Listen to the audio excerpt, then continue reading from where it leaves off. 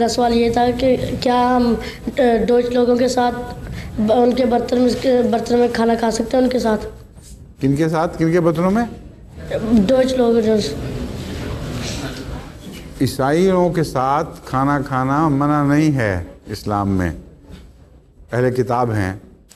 लेकिन देखना यह है कि ऐसे बर्तनों में अगर वो सूअर खा रहे हो साथ उन्हीं बर्तनों में और उन्हीं में तुम्हें दें तो सूअर हराम है, इसलिए सूअर खाना मना है, उनके साथ बर्तनों में खाना मना नहीं।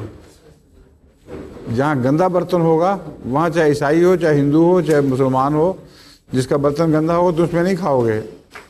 इसलिए ये असूल है, जब उनका बर्तन सूअर से गंदा हो, साफ़ ना हो, तो तुम कह सकते हो कि मैं सूअर नहीं खाता इसलिए मैं किसी बंदे बर्तन में नहीं खाऊंगा।